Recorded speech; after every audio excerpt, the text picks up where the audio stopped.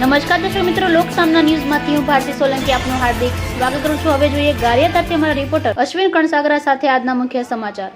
પ્રધાનમંત્રી દ્વારા એક રાષ્ટ્ર એક ચુનાવનું આયોજનનો નિર્ણયને પ્રોત્સાહન આપવામાં રાજકોટના ધારાસભ્ય ડોક્ટર દર્શિતાબેન શાહ ગારિયાધાર પધાર્યા હતા। તેમનું સન્માન પૂર્વ ધારાસભ્ય કેશુભાઈ નાકરાણી દ્વારા કરવામાં આવ્યું હતું। નાગરિકો માટે આવનારા સમયમાં એક રાષ્ટ્ર એક ચૂંટણી જેમાં સમયની કિંમત થાય અને પૈસાનો ઓછો બગાડ થાય તે હેતુની સમજણ આપવામાં આવી હતી। લોકોને બહોળી સંખ્યામાં જોડાયા હતા। આ કાર્યક્રમમાં ભાજપના કાર્યકર્તા દ્વારા આયોજન કરવામાં આવ્યું હતું, જેમાં પૂર્વ ધારાસભ્ય કેશુભાઈ નાકરાણી, ગોયાણી વર્ષાબેન, સુરેશભાઈ સોલંકી, પાસાભાઈ તેમજ કનુભાઈ સાણસુર તેમજ રાકેશભાઈ કેવડિયા અને વીડી સોરઠિયા જોડાયા હતા।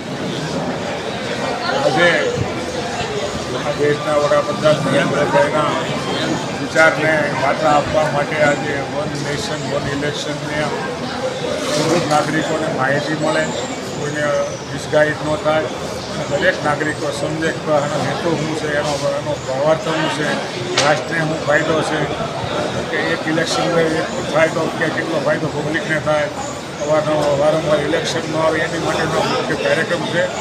અને આજે આ કાર્યક્રમનો વક્તા છે અમારા ડૉક્ટર દર્શિતાબેન શાહ, રાજકોટના ધારાસભ્ય છે। એ સરસ મજાની માહિતી પણ વન નેશન વન ઇલેક્શનની આપી છે, તો એમને પણ હું આભાર માનું છું ને અહીંયા પધાર્યા છે એ બદલ એમનો આભાર માનું છું।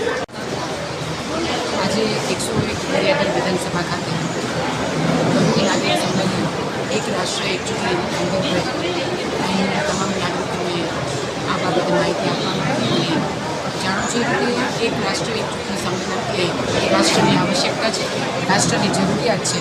સમય, શક્તિ, સંસાધનનો બગાડ અટકે એ માટે થઈને એક રાષ્ટ્ર એક ચૂંટણી આવનારા દિવસો માટે થઈને દરેક નાગરિકોએ સમજે, દરેક નાગરિકોએ જાણે એ માટે થઈને અહીંયા તમામ લોકોને માર્ગદર્શન આપવામાં આવ્યું। ગારિયાધાર વિધાનસભા વિસ્તારના તમામ આજુબાજુના લોકો પણ અહીંયા ખૂબ બહોળી સંખ્યામાં અહીંયા ઉપસ્થિત રહ્યા।